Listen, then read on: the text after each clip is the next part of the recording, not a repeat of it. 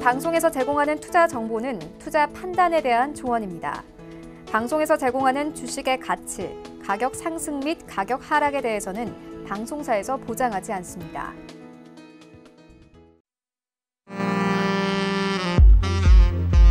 안녕하세요. 베스트 트레이딩맨의 김민재입니다. 저희 베스트 트레이딩맨은요, 매일매일 월요일부터 금요일까지 8시부터 10시까지 우리 시청자분들 찾아가고 있습니다. 2시간 동안 저희 샘플러스 전문위원분들께서 알짜배기 정보들만을 골라서 여러분들께 격이 다른 정보들을 전달해 드린다고 하니까요. 2시간 동안 함께 하시면서 저희가 알려드리는 강의부터 또 종목 상담 그리고 종목 추천 시간까지 함께 즐겨주시기를 바라겠습니다. 투자의 모든 것들 다 저희가 알려드리고 있으니까요. 챙겨가시기 바라겠고요. 매일매일 함께 하시면서 성공 투자 올 한 해도 해보시기를 기원하도록 하겠습니다. 자, 본격적인 시작에 앞서서 저희 우선 오늘 시장 상황부터 체크해보고 가도록 하겠습니다. 코스피 시장부터 함께 살펴보시죠.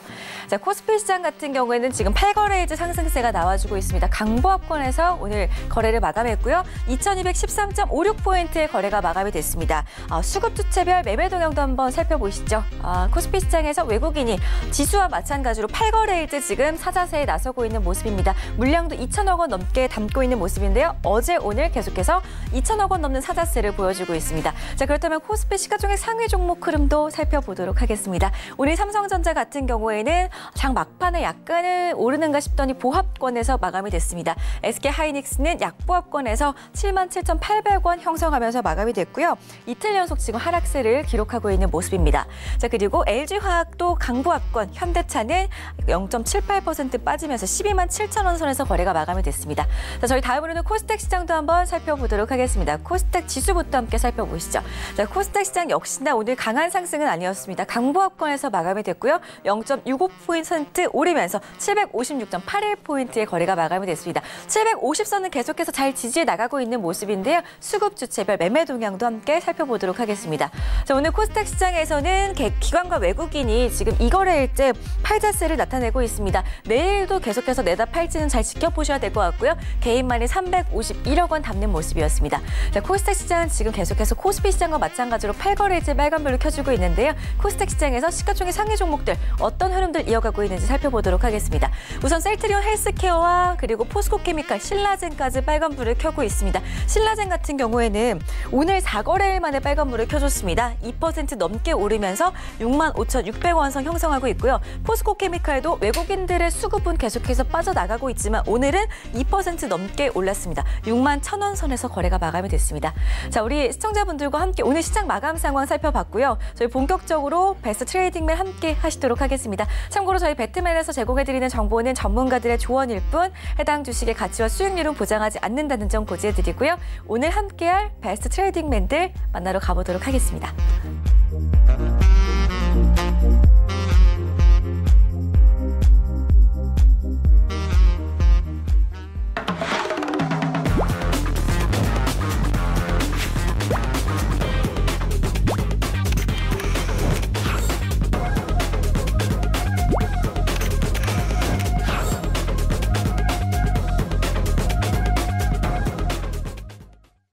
네, 저희 오늘 화요일입니다. 밖에 비가 내리고 있는데요. 오늘 이렇게 흐린 날 그래도 시장은 좋았기 때문에 오늘 함께 해주실 전문위원분들 소개를 해드리도록 하겠습니다.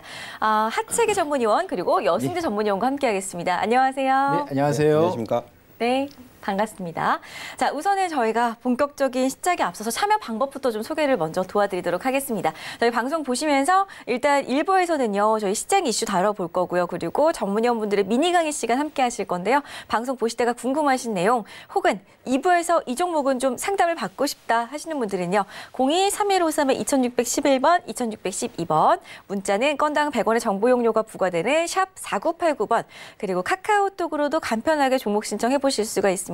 카카오톡 오픈 채팅방 검색창에 샘플러스 하체기 또는 샘플러스 여승재 이렇게 원하시는 전문위원분의 이름 검색하신 다음에 입장하시면 무료로 어떤 종목이든지 남겨보실 수가 있으니까요. 많은 활용해 보시기를 바라겠습니다. 자, 저희 그렇다면 본격적인 시작에 앞서서 우선 두 분과 함께 코스피 시장 이야기부터 나눠보고 가도록 하겠습니다. 오늘 코스피 시장 역시나 강보합권에서 마감이 됐습니다. 최근에 계속해서 큰 상승 흐름은 나오고 있지 않지만 그래도 잘 버텨주는 모습인데요. 환율 상승에도 불구하고 코스피 지수 계속해서 올라가고 있는 모습입니다. 외국인들은 계속해서 바이코리아 8거래일째 지수와 동일하게 지금 저희 물량을 담고 있는 모습인데요. 두 분께서는 코스피 시장 어떻게 내다보시는지 한번 이야기 나눠보도록 하겠습니다. 우리 여승재 전문위원님, 코스피 시장 오늘 어떻게 보셨어요?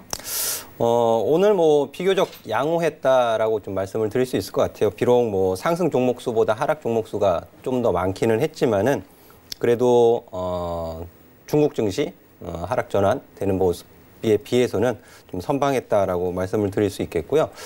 그리고 이제 제가 이제 주말 일요일 날 그 오픈 채팅방에다가 그 해외 증시 마감된 내용들 그리고 이번 주에 좀 관심 갖고 보실 부분들을 좀 정리해서 일요일 저녁에 또 올려드리기도 했었고, 어제는 이제 그 유로존 센틱스 투자자 기대 심리지수 이런 결과 여부에 따라서 달러 약세가 진행될 수 있다. 이런 부분들은 또 한국 증시에 우호적일 수 있다. 외국인 수급에 긍정적일 수 있다라는 언급을 좀 해드린 바 있었는데요. 지금 이제 달러 인덱스가 이제 좀 약세 흐름으로 좀 전환이 되어져 있는 것을 좀 확인하실 수 있을 것 같아요. 이제 추가적으로 좀 더 내려와 준다면은 외국인 수급에 좀 더 긍정적일 수 있겠다라고 좀 말씀을 드릴 수 있겠고요. 그리고 이제 주 후반에 주요 이벤트들이 있잖아요. 22 통화정책회의라든지 FOMC 의사록 공개, 이런 여부, 그리고 파월 연준 의장 발언, 이런 부분들에 의해서 물론 FOMC 의사록 공개의 내용이라든지 파월 연준 의장에 대한 발언에서 경기 자신감 표명, 이런 부분들은 또 위험자산 선호 심리로 이어질 가능성이 있겠다 싶고요. 그리고 이제 그 중국과 EU 간의 이제 회담 내용에서도 또 무역 관계, 호혜적인 관계 내용이 또 포함이 된다면은 또 한국 수출 증가 기대감을 좀 갖게 할 수 있는 요인이기 때문에 뭐 지난주 목요일서부터 코스피 지수 자체는 뭐 제한적인 움직임을 보이고 있지만은 대체적으로 좀 긍정적인 흐름 좀 마감을 기대하고 있습니다. 이번 주. 네, 알겠습니다. 이번 주 역시나 지금 코스피 시장을 긍정적인 쪽으로 의견을 주셨습니다. 외국인 수급 상당히 좋고요. 코스피 시장 저번 주에도 긍정적으로 말씀을 해주셨어요. 우리 여승재 전문위원님. 추가적인 상승을 기대를 해봐도 되는지 투자자분들께서는 궁금하실 것 같거든요. 1분기 실적 우려가 좀 크게 악재로 작용하지만 않는다면은 지수 포인트적으로는 좀 어디까지 갈 수 있다고 보시나요? 근데 지금 뭐 미국의 이제 시장 조사 업체 팩트셋이죠. 팩트셋이 S&P 500 같은 경우에 이 영업이익 추정치 하향 전망 이런 부분들도 발표를 하고 있고, 또 코스피 200 종목들의 이제 12개월 선행 PER 퍼 같은 경우에도 지속적으로 하향 조정되고 있는 것이 잡히고 있거든요. 한데 이 부분은 이미 어느 정도 시장에서 인지를 하고 있다라는 부분이 되겠죠. 물론 이제 실적 부진 이런 부분들 하향 이익 추정치 전망 하향 조정 이런 부분들이 상승을 좀 제한시키는 요인으로 작용을 할 가능성이 있지만은 최근 들어서 이제 OECD 경기 선행 지수 발표된 결과도 좀 확인하셨을 것 같은데요. 비록 부진한 결과가 나오기는 했지만은 다음 달 그리고 다다음 달 같은 경우에는 또 개선될 기대감이 어느 정도 좀 있다라고 저는 판단을 하고 있고, 네. 한국 경기 선행 지수는 좀 좋게 나왔거든요. 의외로. 이런 부분들에 따라서 경기 둔화 우려감이 어느 정도 해소가 되어진다면은 저는 2250선은 넘어갈 수 있다라고 일단은 보고 있는 상황이고요. 지금 현재로서는 이제 2130포인트 선에서 한 2230포인트 선에서 좀 방향성을 탐색하고 있지만은 향후 또 위쪽으로 방향을 잡을 가능성도 있다라고 좀 말씀을 드리고 싶습니다. 알겠습니다. 여승재 전문위원께서는 코스피 지수상으로 봤을 때 2250선까지도 추가 상승이 가능해 보인다라는 말씀을 해주셨습니다. 우리 그렇다면 하채기 전문위원님. 지금 시장 일각에서는요, 2400선, 2500선 정도까지 시장도 우리 여승재 전문위원과 마찬가지로 그 2400에서 2500 밴드를 보고 있는데 우리 하채기 전문위원님은 어디까지 보시나요? 일단은 저는 우리가 주식을 하나 보면은 좀 목표는 좀 높게 세우는 게 또 하나의 또 방법이기도 하니까 저는 일단은 전 거래 최고점이었던 이제 최고가를 갱신하지 않을까 그런 생각이 좀 드는데, 일단은 중간에 어떤 매물대라든가 장벽이 있기 때문에 기술적인 부분에 있어서 어느 정도 쉬어가는 그런 타임은 나올 것 같습니다. 그래서 저는 개인적으로 이제 일단 장기적으로 이제 상승을 하기 때문에 이제 장기적인 상승 흐름에서의 우리가 이제 포인트를 잡았을 때 저는 한 2,700까지도 좀 갈 수 있는. 근데 일단은 이제 시간적인 흐름이 이제 필요하겠죠. 단기간에 이제 갈 수는 없는 거. 그래서 지금 이제 봤을 때 이제 매물대에서 한 2,340대 여기 부분에서 한번 지금 현재 매물대가 있기 때문에 이 부분에서 이제 돌파를 하든지 돌파를 못 하든지 일단 여기 정도에서 한 번 더 쉬었다가 또 한 번 눌림목 주고 나서 다시 한 번 또 가는 흐름이 좀 나오지 않겠느냐. 근데 또 중간에 이제 우리가 이제 보다 보면은 이제 변동성이 또 언제 또 어느 순간 또 발생할 수 있으니까 일단 목표는 그렇게 잡고 가되 만약에 이제 가면서 어느 정도의 이제 추세가 나온 후에 강한 음봉이 나온다고 하면은 그때는 또 이제 대응의 전략으로서 또 갈 수 있는 방안을 좀 세우고 가시는 게 좋겠다는 말씀드리고 지금 이제 지수가 어제 오늘 지금 최근에 지난주에 좀 강세를 보이다가 어제 오늘 좀 쉬어가는 그런 타임입니다. 그 이제 기술적인 분석에서 이제 그 원인이 있는데 네. 제가 지난주에 이제 시장을 상당히 이제 긍정적으로 보면서 도끼 장세가 온다. 왜냐하면 지금 시장에서의 이평선이 보면은 정별이 되어 있기 때문에 이 정별의 흐름을 타고 상방으로 가는데 지금 이번 주에는 아무래도 크게 상승하지도 않고 하락하지도 않고 옵션 만기도 있지만은 거의 한 보합의 수준에서 계속해서 머무를 것이다. 왜냐하면은 지금 5일선과 11선, 21선, 61선, 100일선 보면은 5일선과 11선 사이에 간격이 있어요. 지금 5일선이 먼저 치고 나가기 때문에 그래서 5일선이 치고 나가면서 11선, 20일 따라가야 돼. 따라가지 못하고 있는 거예요. 그래서 11선이 5일선한테 너 잠깐만 머물러 있어라. 내가 너를 따라갈 테니까. 그래서 5일선은 잠깐 머물러 있고 11선이 따라가면서 그래서 다음 주에 이번 주에는 보합권의 수준에서 머물다가 다음 주에 좀 강세를 좀 보이지 않겠느냐 이렇게 예상해 봅니다. 알겠습니다. 코스피 지수 2240포인트 정도에서 한 번 정도 눌릴 수는 있겠지만 그래도 장기적인 관점에서 2700포인트까지도 볼 수 있겠다라는 우리 하채길 전문위원의 의견 함께 하셨습니다. 눌림 시의 매수로 계속 주어 담는 그런 대응이 참 유효할 것 같은데요. 상당히 두 분께서 지금 코스피 시장에 대해서 긍정적인 쪽으로 전망을 해주셨기 때문에 저도 기분이 상당히 좋은 것 같습니다. 지금 밖에 비는 계속 오고 있지만 그래도 시장은 계속해서 좀 방긋 웃어주기를 좀 기원을 해보도록 하겠습니다.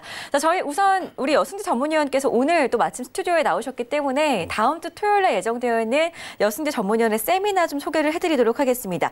4월 20일 토요일입니다. 토요일 오후 2시부터 계좌 수익의 절대 기준 공개, 알면 만사 형통이라는 주제로 우리 시청자분들, 투자자분들 찾아간다고 하는데요. 여의도 동부증권 지하 1층에서 직접 찾아가셔가지고 무료 세미나를 해주신다고 하니까요. 02-3153-2664번 혹은 1577-7451번으로 문의하신 다음에 참여하실 분들은 추가적인 또 궁금증까지도 아래 전화번호로 연락해 보시기를 바라겠습니다. 자, 일단은 알면 만사형통. 네. 만사형통이라는 단어가 또 들어있기 때문에 사자성어가 더욱더 가고 싶어지는 세미나거든요. 전문위원님, 가면 어떤 주제로 좀 준비를 하셨나요? 사실 우리 개인 투자자분들이 작년 말 그리고 올 연초 2,000포인트 있을 때 굉장히 어려우셨죠. 어려움 겪으셨을 것 같고 그리고 지금 2,200선에 와 있잖아요. 2,200선에 와 있음에도 불구하고 또 어려우신 분들은 계속 어려우시거든요.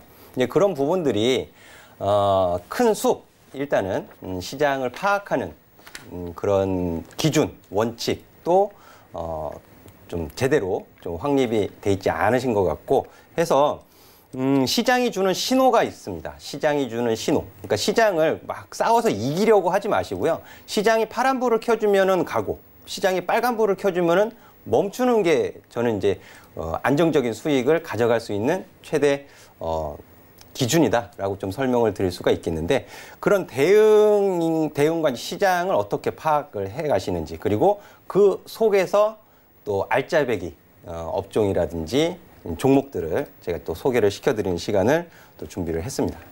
좋습니다. 아무래도 방송에서 듣지 못하실 만한 내용들을 또 알려주실 것 같아요. 저도 참여해야 될 것만 같은데 일단은 우리 투자자분들께서 다음 주 토요일입니다. 여승재 전문위원의 무료 세미나 직접 찾아가신 후에 정보 받아가실 수가 있으니까요. 많은 참여 해보시기를 바라겠습니다. 자, 참고로 저희 배트맨에서 제공해드리는 정보는 전문가들의 조언일 뿐 해당 주식의 가치와 수익률은 보장하지 않는다는 점 고지해드리겠습니다.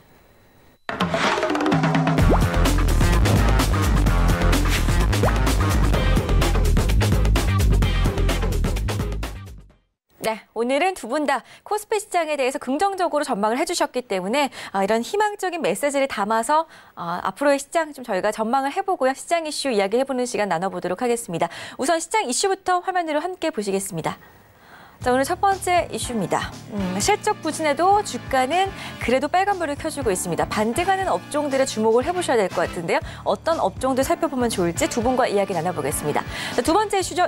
이동통신 3사 주가가 계속해서 좀 어제는 안 좋은 흐름을 보여줬지만 그래도 오늘 약간 또 움직여주는 모습을 보여줬습니다. 폴더블 폰에 또 5G 관련주들까지 지금 덩달아서 움직이고 있는 모습인데 정부 정책이 또 나왔기 때문에 앞으로 5G 관련주들도 어떻게 대응을 해나가야 할지 두 분과 이야기 나눠보도록 하겠습니다.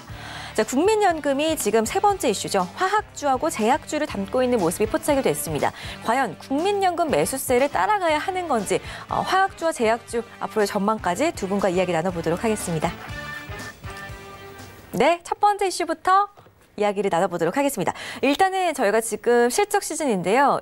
실적 부진에도 불구하고 반등하는 업종들이 계속해서 나오고 있습니다. 오늘장 같은 경우에는 5G 관련주들도 올라줬고요. 그리고 제약 업종들은 뭐 개별적으로 약간의 움직이는 모습이었는데 두 분께서는 지금 실적과는 무관하게 어떤 업종들을 좀 관심을 가져보면 좋을지 어떤 의견을 가지고 계시는지 좀 제가 이야기를 들어보도록 하겠습니다. 우리 여승재 전문위원님부터 지금 시장 실적하고는 좀 무관하게 움직이는 종목들 어떤 것들이 있을까요? 뭐 지금 이제 업종에 대한 부분들보다는 이제 종목 장세가 쭉 이어지고 있는 상황이죠. 그래서 이제 그 섹터별로 이제 시총 대형주들 보유하신 분들은 또 희비가 좀 엇갈리는 시장 상황일 수 있겠는데요. 지금 이제 제가 말씀드리고 싶은 것은요. 미국 기업도 그렇고 한국 기업도 그렇고 주요 기업들의 실적 전망치가 좀 하향 조정이 됐고 실제로 삼성전자 같은 경우에는 좋지 못했었잖아요. 이런 부분들이 이제 미중 무역 분쟁 결과 이 관세 부과에 따른 또 것으로 이제 추정을 해볼 수가 있겠는데 제가 소개를 시켜드리면은 앞서서도 말씀을 드렸지만 S&P 500 그 기업들의 이제 영업이익이 전년 대비 4.2% 감소한 것으로 지금 추정이 되고 있습니다. 이 부분들에서 하향 그 조정된 것은 이제 주도한 업종 같은 경우에 에너지, 소재, 그리고 IT, 필수 소비재, 그리고 경기 소비재 이런 업종들이 하향 조정을 좀 주도를 했는데 이런 부분들이 이제 뭐로 인해서 지금 기대감이 살아나고 있느냐라는 부분을 말씀을 좀 이야기를 들으시면은 좀 이해가 좀 쉬우실 것 같아요. 이미 다 아시는 부분이겠지만 G2 경제지표 개선세가 좀 나왔죠. 특히 이 중국의 이제 차이신 제조업 지표가 또 긍정적인 발표가 되었고요. 그리고 제가 이제 어제 장 마감하면서 말씀드렸던 부분이 또 유로존, 센틱스 이 투자자 기대 지수가 되겠는데요. 투자자 기대 지수가 개선된 결과 이런 부분들이 또 유로와 강세, 파운드와 강세 쪽으로 이어졌고 달러 약세는 외국인 수급에 긍정적일 수 있겠고요. 그리고 무엇보다 이제 미국의 2월 공장재 수주가 전월 대비 한 0.5% 감소했지만은 운송 부분을 제외한 수주가 전월 대비 0.3% 증가하는 결과를 나타냈거든요. 이런 부분들에 따라서 또 애틀랜타 연은 같은 경우에 또 이 GDP를 성장률을 이제 2.3%는 상향 조정하는 모습들.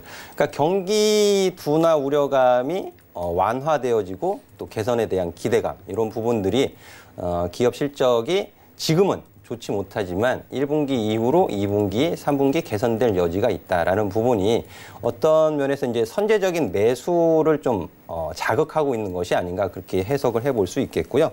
저희 여기에서 이제 좀 말씀드리고 싶은 것이 이제 영업이익 증가가 좀 전망되고 있는 업종들의 관심을 가지시면 좋겠죠.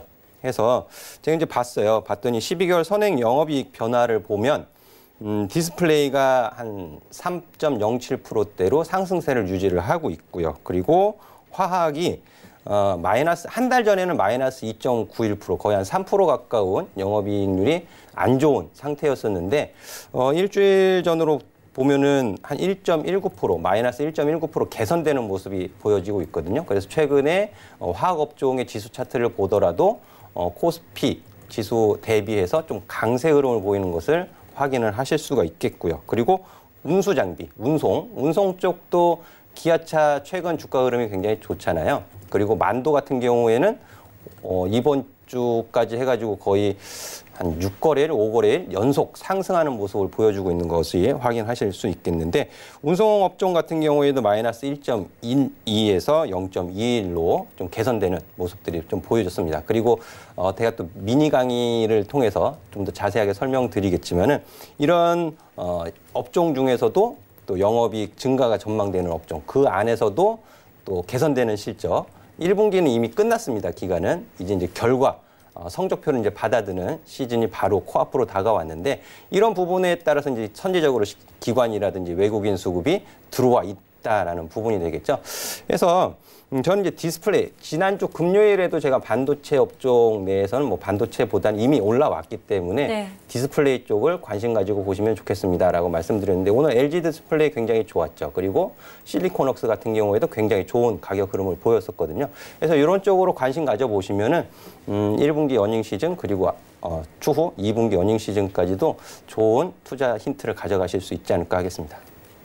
좋습니다. 우리 여승재 전문위원께서는 디스플레이 쪽 그리고 화학 업종 그리고 운송 장비 업종 쪽을 살펴보자라는 말씀 주셨는데요. 그렇다면 우리 하채기 전문위원님, 1분기 실적 부진이 예상됐음에도 불구하고 주가는 오히려 계속해서 상승 곡선을 그리고 있는 모습이거든요. 두 분께서도 상방적으로 의견을 가지고 계시는 것처럼 시장도 계속 오르고 있기 때문에 더욱더 어느 업종 쪽으로 좀 관심을 가져봐야 할지 살펴보는 게 중요할 것 같아요. 우리 전문위원님 의견은 어떠신가요? 우리 여승재 의원님 말씀대로 지금 업종이 두드러지게 어떤 시장을 주도로 하는 업종은 좀 이렇게 답지는 않습니다. 그리고 개별적인 종목에서 가긴 하는데 이제 앞으로 이제 시장이 상승하는 데 있어서 그러면 우리가 이제 어느 쪽에다가 이제 포커스를 맞추고 또 갈 것이냐. 분명히 이제 시장이 이제 강하게 올라가다 보면은 그 주도하는 업종은 또 나오게 됩니다. 근데 저는 이제 지난주에도 한번 말씀드린 것처럼 이제 업종으로 봤을 때는 이제는 이제 증권주가 좀 되지 않겠느냐. 왜 그러냐면은 코스닥이 지금 보면은 대형주 같은 경우는 지금 힘이 없어요. 왜냐하면은 제약 바이오주가 좋지가 않기 때문에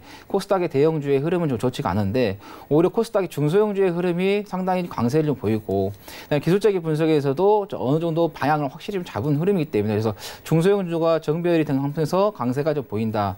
그러면 개인 투자자들은 아무래도 코스피보다는 코스닥의 종목수가 더 많고 또 저렴한 종목들이 많이 있기 때문에 코스닥 쪽으로의 수급이 조금 들어오게 되면은 증권주들의 상승세가 좀 두드러지게 나오지 않겠느냐 이렇게 예상해 보고요. 그 다음에 이제 실적이 이제 안 좋았는데 그래도 지금 우리가 조금 볼만한 종목 업종은 이제 저는 이제 자동차 업종을 좀 봅니다. 지난 12월 달에 이제 현대자동차가 이제 4분기 실적이 나왔을 때 단기 순이익이 마이너스 2천억이 나왔었어요. 근데 바로 이번 3월 달에 분기 실적에서 그 적자를 메꾸면서 한 7,300 정도 나오게 되었고, 그 다음에 12월 달에 작년 연말 기준으로 봤을 때 12월 달에 2017년 대비해서 좀 적자가 나왔는데 바로 지금 이제 2019년도에 실적이 지금 개선이 될 것으로 지금 나오기 때문에 그래서 단기 수익률이 2018년 12월 연말 기준에서 1조 한 6천억 됐는데 올해 이제 19년도에 연말 기준으로 봤을 때 3조 5천억까지 예세 단기 수익이 좀 나올 수 있기 때문에 그래서 자동차 업종 같은 경우는 상당히 악재가 좀 많이 나왔었습니다. 그렇기 때문에 그 악재를 다 떨쳐내고 이제는 이 현대차라든가 기아차 같은 경우는 내연 기관차를 생산하는 그런 시대가 아니라 이제 수소차에서 이제 성장주로 그다음에 정부에서 지원해준 정책주로서의 그 영향을 받을 수 있기 때문에 그래서 저는 개인적으로 현 구간에서 좀 대형주 쪽에서는 현대차라든가 기아차의 좀 가치주로서의 좀 투자를 해볼 수 있는 업종이 되지 않겠느냐. 그러면 현대하고 기아가 가게 되면 아무래도 운송 장비도 덩달아서 갈 수 있기 때문에 그래서 그렇게 엮어서 좀 보시면서 대응을 하시면 좋겠다 말씀드립니다. 그리고 시장은 앞으로 진짜 먹거리가 많은 잔치가 될 테니까 여러분께 두려워하지 마시고 적극적으로 투자에 가담하시면 좋겠다는 말씀드립니다. 네, 알겠습니다. 자, 정말 개별적으로 혹은 테마적으로 최근 시장이 움직이고 있기 때문에 그래도 그중에서 시장이 올라가고 있으니 증권주를 좀 살펴보는 게 좋겠다라는 의견이셨고요. 자동차 업종, 그중에서도 현대차와 기아차 그리고 운송장비 업종을 좀 우리 하채기 전문위원과 여순재 전문위원 두 분께서 언급을 해주셨어요. 운송장비 장비 쪽까지도 좀 살펴보는 게 좋겠다라는 말씀 주셨으니까요. 잘 참고를 하시기를 바라겠습니다. 자, 두 번째 이슈로 그럼 다음으로 계속 넘어가 보도록 하겠습니다. 이동통신 3사 주가 사실 어제도 하락세가 깊었지만 오늘은 그때 약간은 낙폭을 줄이면서 그래도 약보권에서 또 3사 모두 마감이 됐습니다. 폴더블 폰.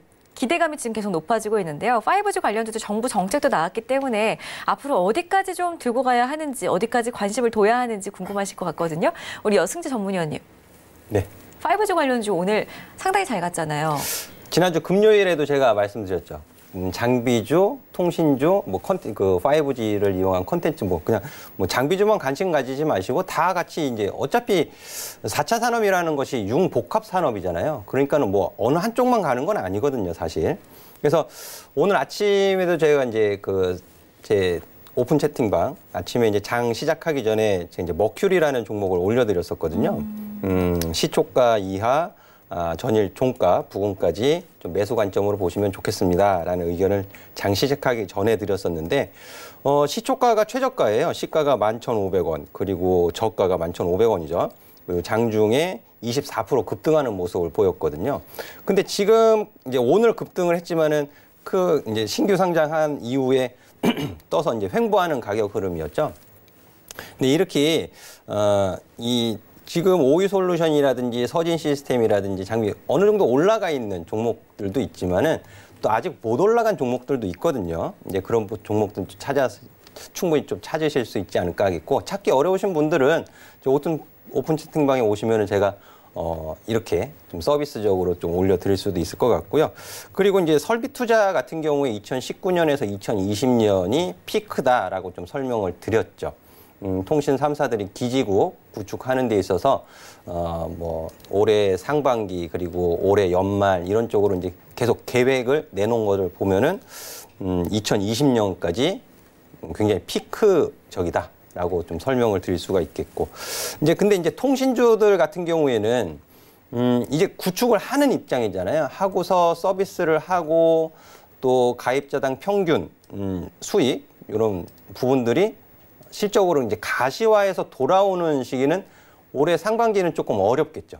어렵고, 이제 2분기 이후로, 이제 3분기, 4분기는 돼야 어느 정도 좀 가시화된 이제 실적 이런 부분들이 잡히지 않을까 하겠고 그리고 5G라는 것이 개인 통신 이용자들도 있지만은 원래 이제 기업 쪽으로 먼저 많이 좀 들어갈 것으로 좀 보여집니다. 해서 B2B 관련된 매출도 상반기보다는 하반기 쪽으로 좀 전망이 우세하게 형성이 되어져 있기 때문에 지금 주가 흐름 LG U+나 뭐 SK텔레콤, KT 좋지는 못하지만 지난주 금요일에 제가 통신업종 지수를 보여드리면서 말씀을 드렸듯이 좀 중장기 안목이라면은 지금부터도 충분히 관심을 갖고 보셔야 되는 통신주들이 아닌가 저는 그렇게 설명을 드리고 싶습니다. 네, 알겠습니다. 자, 일단은 우리 여순재 전문위원께서 지난 시간에 통신 관련주들 KT, LGU+ 좀 눈여겨보자라는 말씀을 해주셨잖아요. 네. 전문위원님. LGU+ 같은 경우에는 조금은 기술적으로 지금 봤을 때 쌍바닥 형태인 것 같은데 이후에 산바닥이 맞을까요? 지금 참 중요한 가격대인 것 같은데 LGU+ 차트 보시면서 지금 어떻게 좀 생각을 하고 계신가요?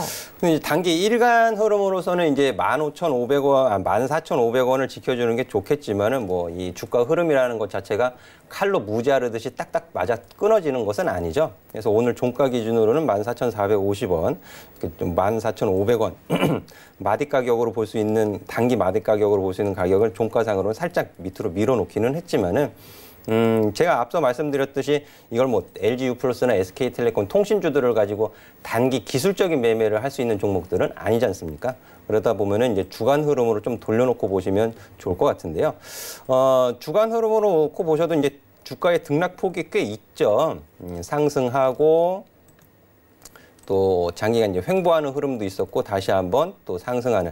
이때 2017년도에는 5G에 대한 기대감이었어요. 기대감, 말 그대로 기대감. 네. 그 이후에 주가 조정이 있었고 다시 한 차례 이제 2018년도 시장 대비해서 좋은 주가 흐름을 보였는데 중장기적인 추세는 어느 정도 살아있다 이렇게 보실 수가 있을 것 같아요. 그래서 지금 가격 구간 14,450원 종가 마감했지만은 14,000원 정도까지 생각하시고 보시면은 또 좋은 결과 있는 좋은 가격에서 또 접근하실 수 있는 가격이 만들어지고 있다. 저는 그렇게 보여지고 있습니다. 네, 통신 3사 중에 그나마 지금 좀 바닥을 다지고 있는 것 같은 LGU+를 살펴봤습니다. 통신주, 일단은 좀 중장기적인 관점에서 보는 게 좋겠다라고 해주셨고 LGU+ 같은 경우에도 지금 주봉상 살펴주셨는데 조금 더 눌림시 14,000원 정도에서 접근을 하신다면은 긍정적인 결과를 얻으실 수 있을 것 같다라고 말씀해 주셨으니까요. 통신주들 눈여겨보시는 분들은 참고를 하시면 좋겠습니다.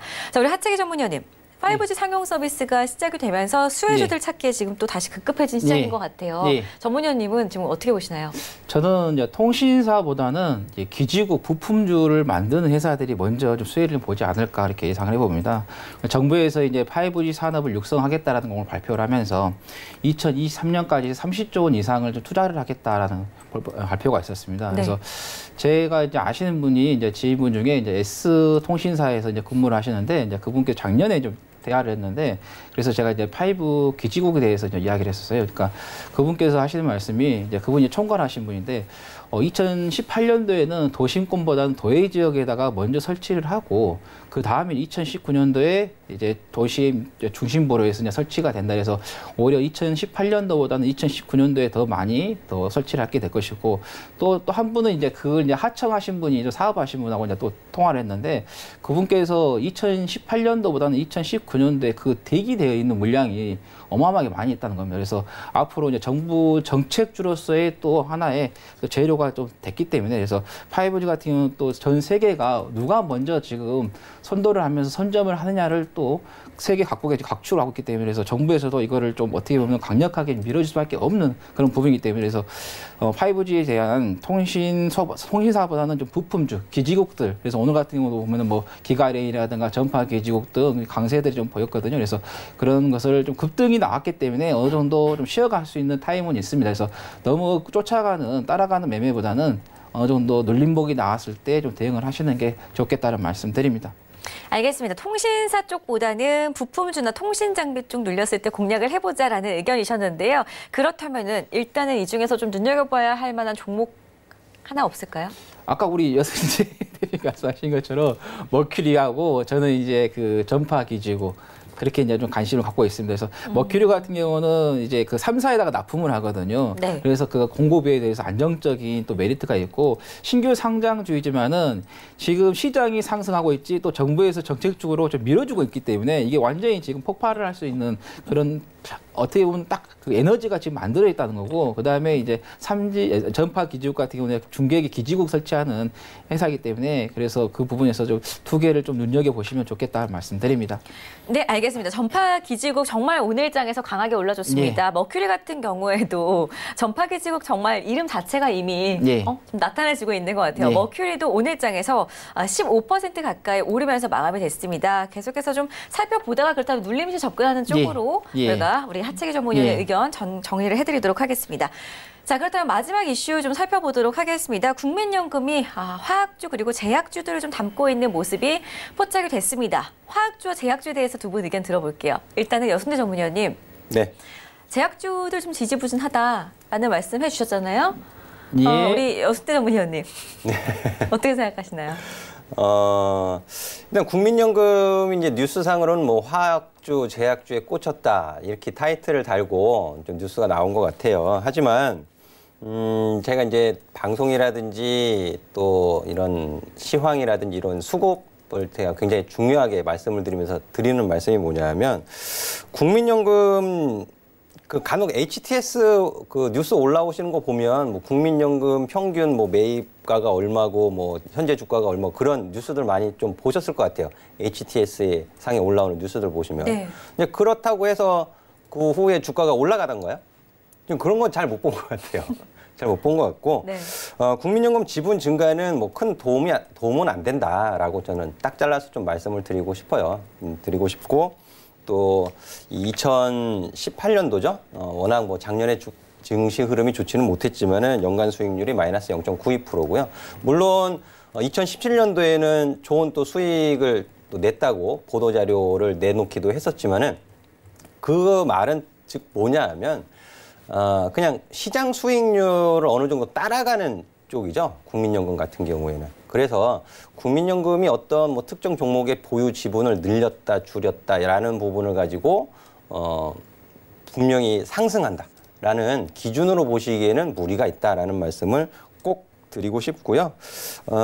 이 앞으로에 있어서 이제 국민연금 이제 스튜어디십 코드 이런 부분들의 영향을 받는 종목들을 오히려 관심 갖고 보시는 것이 더 좋지 않을까 하는 말씀 이렇게 짧게 말씀드리겠습니다. 네, 좋습니다. 그렇다면 화약주나 제약주 중에 국민연금하고 관계없이 좀 관심을 가져볼 만한 업종은 없는 건가요? 화학주 중에서는 제가 이제 미니 강의에서도 살짝 말씀을 드릴 건데 네. 이게 이제 화학주는 에틸렌 계열이 있고 비에틸렌 계열이 있거든요. 네. 이런 부분들 일단 먼저 말씀을 드리고 과학 시간인 것 같은데. 네, 그리고 화학주는 사실 그 안에 나눠져 있잖아요. 정유가 있고 기초화학이 있고 또 화장품주들도 그 안에 들어가 있죠. 그래서 화학 같은 경우에는 개인 투자자분들이 분석하기가 굉장히 어려운 업종이 사실이에요. 어려운 업종인 거는 사실이고 저는 화학 업종 내에서도 에틸렌보다는 비에틸렌 계열 그런 기업들 그리고 화장품 쪽으로 좀 더 관심을 가지시면 좋겠습니다라는 말씀 드릴게요. 좋습니다. 잠시 뒤에 여순대 전문위원의 미니 강의에서 뒷부분은 좀 저희가 확인을 해보도록 하겠고요. 우리 하채기 전문위원님, 여순대 전문위원께서는 국민연금이 담는다고 해서 꼭 주가가 크게 움직이지는 않을 거다라는 의견 주셨습니다. 하채기 전문위원님 의견은 어떠신가요? 저하고 여순희 위원님하고 따로 나올 것 같습니다. 내용이 겹치는 내용이 워낙 많아서 편집되시는 거 아닌가요? 저도 국민연금이 이제 매수를 한다고 해서 모든 종목이 바로 가지는 않습니다. 왜냐하면은 이 국민연금은 장기적으로의 매매가 이루어지지 뭐 단기적으로 매매가 이루어진 게 아니기 때문에 그리고 또 지금 현재 제약주에서의 그 국민연금이 매수를 하고 있다는 것은 어떻게 보면 개인 투자자들이 제약주에 상당히 많이 지금 매매가 좀 이루어져 가지고 어떻게 보면 물려 있는 그런 부분이 많이 있습니다. 그래서 지금 제약주 쪽에서 국민연금이 들어오는 것은 하나의 그 개인 투자자분들의 그 심리를 어느 정도 방어해주는 전략이고, 그 다음에 코스닥 쪽에서 제약 바이오주들이 만약에 흔들리게 된다고 하면은 코스닥 지수 자체가 흔들리게 됩니다. 워낙 시총 상위에 지금 많이 지금 비중을 차지하고 있고 배포가 돼 있기 때문에 그래서 지금 국민연금에서의 제약주 매매는 어떻게 보면 시장의 방어와 개인 투자자들의 심리를 좀 방어하는 부분이 있겠다는 말씀드리겠고, 그 다음에 이제 하학주 같은 경우는 이제 우리가 이제 가장 이제 하학주의 이제 기초적으로 이제 지표를 보는 게 이제 유가죠. 지금 최근에 유가가 작년 10월 이후에 이제 급락을 했다가 42배럴에서 지금 바닥을 찍고 64배럴까지 급등하는 흐름입니다. 그래서 지금 우리가 그 자동차 또 기름 넣을 때 보면은 가격이 워낙 지금 빠르게 오르고 있어요. 그래서 그런 유가의 상승의 흐름에 의해서 좀 하학주들이 대체적으로 조금 좋은 흐름을 좀 보이지 않겠느냐 이렇게 해서 하학주도 좀 관심을 좀 가지시면 좋겠다 말씀드립니다. 알겠습니다. 일단은 제약주가 국민연금이 담았다는 의미는 좀 시장을 방어하는 정도로만 해석을 해볼 수가 있겠다라는 말씀을 주셨습니다. 그리고 이제 화학주에 대해서는 또 정유화학 부분, 정유에너지 부분은 증권사들이 계속해서 지금 목표가도 많이 낮추고 있는데요. 우리 하채기 전문위원님, 예. 그리고 우리 여순대 전문위원님 두 분께 제가 질문을 드리겠습니다. 일단은 지금 증권사들이 정유에너지 부분 쪽에 목표가를 많이 낮추고 있기 때문에 이번에 정유업종 실적이 또 어떻게 예상되는지 한번 두 분의 의견 들어봐야 될 것 같은데요. 하채기 전문위원님 어떻게 생각하시나요? 일단은 지금 이제 유가가 미리 선반영해서 지금 올라왔기 때문에 그렇게 실적이 나쁘지는 않을 것 같아요. 일단은 최종적으로 이제 나와봐야 우리가 이제 알 수 있는 건데, 네. 일단은 제가 볼 때는 좀 시장이 이제 워낙 지금 유가 같은 경우는 급등하는 부분이 있기 때문에 그러면 거기에 대해서 이제 정유 이런 것도 어느 정도 천천히 오른다 하면은 이게 크게 뭐 어떤 수혜가 받을 수는 없겠지만 지금 빠르게 지금 오르고 있기 때문에 그 부분에 있어서 어느 정도 조금 수혜가 좀 보지 않을까. 그래서 유가 같은 경우는 실적이 그리 나쁘지는 않을 것 같다라는 게 좀 예상이 됩니다. 그렇다면은 계속해서 지금 눈여겨봐도 괜찮을 것 같은데요? 예, 괜찮습니다. 그리고 제가 지난주에도 그 시크릿 종목도 화학주였습니다. 오늘도 시크릿 추천주 기대를 해보도록 하겠고요. 알겠습니다. 네, 우리 지금 유가가 계속해서 좀 오르고 있습니다. 유가 관련해서 유가 전망도 좀 짚어봐야 될 것 같은데 우리 여순대 전문위원님께서는 일단은 지금 유가 상승에 따른 정유주들 어떻게 바라봐야 되는지 의견 좀 함께 내주실까요? 이 굉장히 긴 얘기거든요, 사실 유가 전망을 말씀드리기에는. 근데 이제 뭐 핵심만 말씀을 드리면은요. 그 국제 유가 같은 경우에 지금 굉장히 강세 흐름을 보이고 있잖아요. 네. 근데 달러도 같이 연관해서 봐야죠. 달러 약세면 대표적인 위험 자산인 상품 선물 시장에서 국제 유가가 올라가기 마련이고요. 그리고 이제 그 사우디가 가지고 있는 오페크 그리고 지금 이제 베네수엘라도 같이 연관지어서 유가 전망을 해야 되거든요. 근데 지금 유가 강세는 어느 정도 이제 진정될 가능성이 높다라고 일단 저는 보고 있습니다. 그리고 이제 싱가포르 정제 마진 같은 경우에 지금 최근 좀 회복세를 좀 보여주고 있지만은 2015년도만큼의 회복세는 조금 어렵지 않겠는가? 저는 그 정도 전망을 해드리도록 하겠습니다. 알겠습니다. 달러하고 유가의 움직임 계속해서 함께 지켜보시면 좋을 것 같고요. 저희 일단 두 분과 시장 이슈 짚어봤습니다. 노하우를 전해드릴 수 있는 전문위원들의 강의 시간으로 이어가도록 하겠습니다.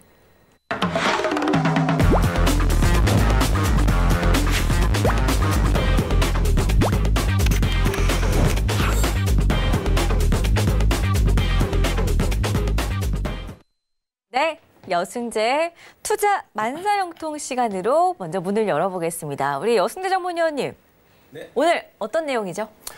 지난주 이제 금요일 날 말씀을 드렸듯이 네. 이제는 1분기 어닝 시즌에 맞춰서 이제 힌트를 본격적으로 어떻게 찾아가시는지 뒷부분 내용 이어서 좀 설명을 드리는 시간 갖도록 하겠습니다.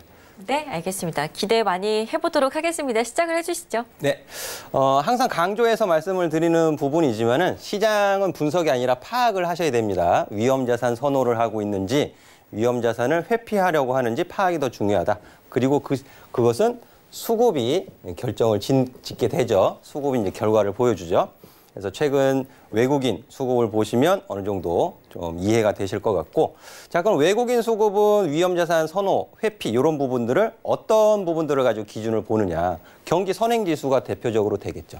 OECD의 경기 선행지수, 그리고 IMF라든지 뭐 WTO라든지 이런 국제 기관들, 그리고 주요 대형 IB들의 전망, 이런 부분들에 따라서 채권으로 가는지 또 상품 선물 시장으로 가는지 주식 시장으로 오는지 이런 부분들이 다 판가름이 되어지는 부분이거든요.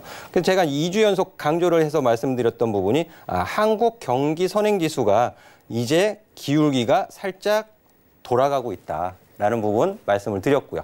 그리고 간밤에 발표된 결과 보셨나요? OECD 토탈로 치면은 마이너스 0.08% 둔화된 결과지만은 앞으로 개선 기대감이 있을 수 있겠다. 그리고 한국 같은 경우에는 또 개선된 결과가 나왔죠. 이런 부분들이 투자 심리는 우호적일 수 있겠죠. 그래서 여러분 보시면 제가 이제 바로 이 OECD에서 발표한 리포트 제가 바로 그냥 캡처해서 온 거예요.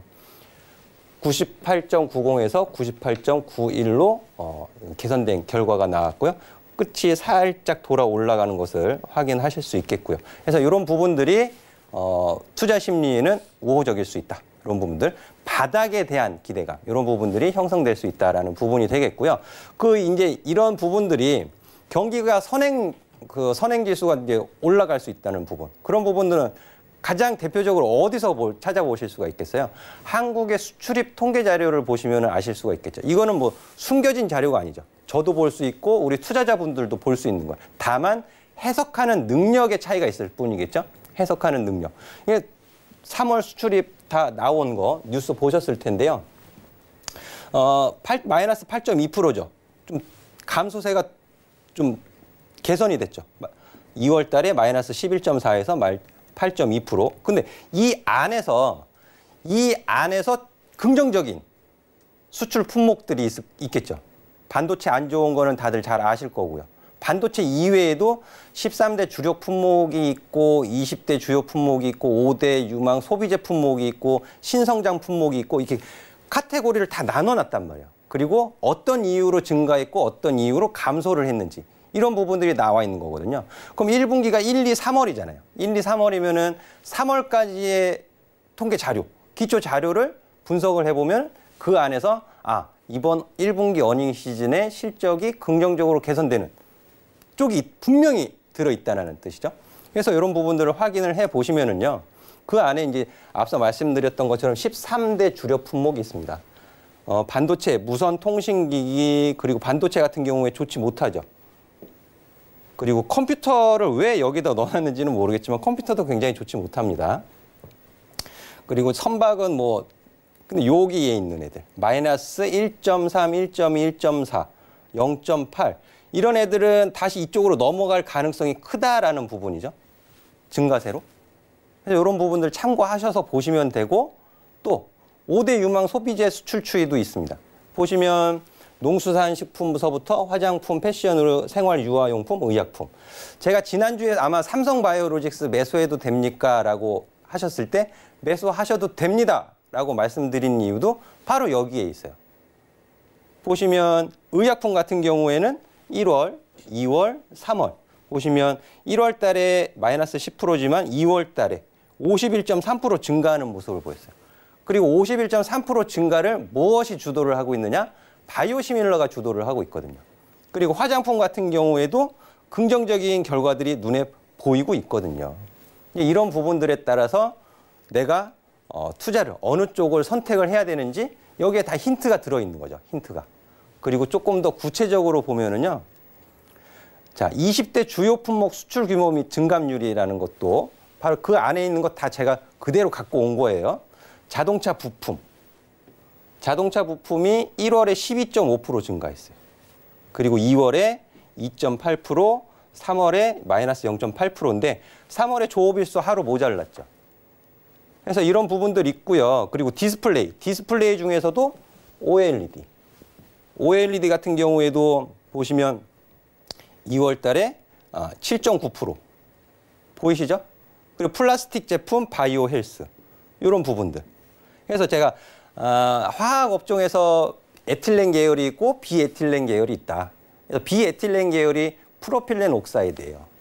그게 이제 플라스틱 그리고 비닐봉지 이런 부분들 상품들을 만드는 주요 원재료거든요. 그래서 이 프로필렌 비에틸렌 계열의 한국 시장에서 점유율 1위 기업은 영어로 시작되는 기업이 있습니다. 제가 여기서 오픈을 시켜드리진 않겠고요. 궁금하시면 오픈 채팅방으로 오세요. 제가 가르쳐드리도록 할게요. 자, 그리고 이런 부분들이 있고요. 그리고 보면 플라스틱 제품이 있는데 뭐가 어떤 부분에 의해서 보이시죠? 플라스틱, 바닥, 벽, 내장재, 2차 전지용 제품의 호조에 따라서 증가했다. 그럼 바닥, 내장재 이런 주요 제품 만드는 기업들 눈여겨보실 수 있겠죠. 여기서 찾아가시는 거예요, 힌트는. 그리고 바이오 헬스. 바이오 헬스에서 여기 보시면 뭐라고 써 있어요? 초음파 영상 진단 기기, 치과용 임플란트 나와 있죠. 뭐가 증가했는지 구체적으로 명시가 되어 있잖아요. 그렇죠? 치과용 임플란트. 치과용 임플란트 하면 딱 떠오르시는 기업 있죠. 무슨 기업들이 있죠? 오스템 임플란트, 그리고 디오 이런 기업들 있죠. 제가 이제 서울경제 오기 전에도 아마 디오 같은 경우에는 2월 달에 말씀을 드린 적이 있어요. 방송에서. 수급이 바뀌고 있고 다 이런 면들을 기초적인 분석 자료로 해서 말씀을 드리는 거거든요. 디오 같은 경우에는 2월 시초가 대비 지금 54.2% 상승하고 있습니다. 시장에서 맨 이상한 것은 아니지만은 반도체, 전기전자, IT 이쪽으로만 관심을 계속 갖고 있지만 그 안에서도 이런 좋은 수익을 올리고 있는 종목들이 있다라는 거죠. 찾는 거 어렵지 않으세요. 시간과 노력 그리고 해석하는 능력까지 첨부가 되면은 더 좋겠죠.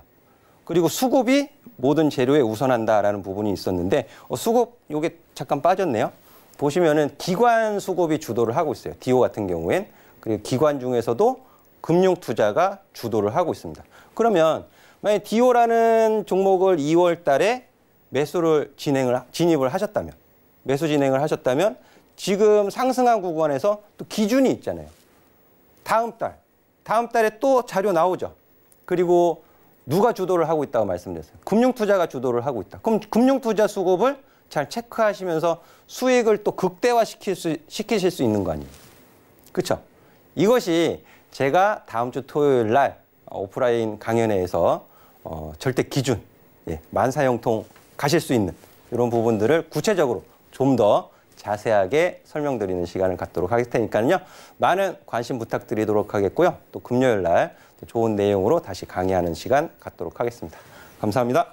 네, 그렇기 때문에 지금 저희 여순재 전문위원의 세미나가 너무나도 궁금하실 것 같습니다. 제가 세미나를 좀 소개를 도와드리도록 하겠습니다. 우선 다음 주 토요일입니다. 4월 20일 토요일 오후 2시부터 열리게 됐는데요. 계좌 수익의 절대 기준 공개, 알면 만사형통이라는 주제로 여의도 동부증권 지하 1층에서 직접 세미나를 연다고 합니다. 02-3153-2664번, 1577-7451번으로 문의 주시면은 더욱더 상세하게 세미나에 대한 안내 받아가실 수가 있으니까요. 참고를 하시기 바라겠습니다. 화면으로 다시 한번 세미나 소개해 드릴게요. 지금 메모가 어려우신 분들은 휴대전화 카메라로 지금 바로 촬영을 하시면 좋을 것 같습니다. 다음 주 토요일 오후 2시에 진행이 되니까요. 많은 참여해 보시기를 바라겠습니다. 자, 여승재 투자 만사형통 함께 하셨고요. 하체계의 주식톡톡 코너는 2부에서 열어보겠습니다. 10분 있다가 다시 시작되는 저희 배트맨 2부에서는요. 종목 상담 그리고 종목 추천 시간도 준비가 되어 있으니까요. 지금 바로 궁금증들 접수해 주시기 바라겠습니다. 자, 참고로 저희 배트맨에서 제공해드리는 정보는 전문가들의 조언일 뿐 해당 주식의 가치와 수익률은 보장하지 않는다는 점 다시 한번 알려드리고요. 저희 10분만 쉬었다가 2부로 다시 찾아뵙겠습니다. 시청해주신 여러분 고맙습니다.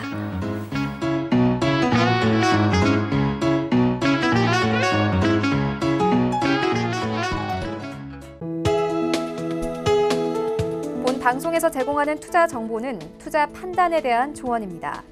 방송에서 제공하는 주식의 가치, 가격 상승 및 가격 하락에 대해서는 방송사에서 보장하지 않습니다.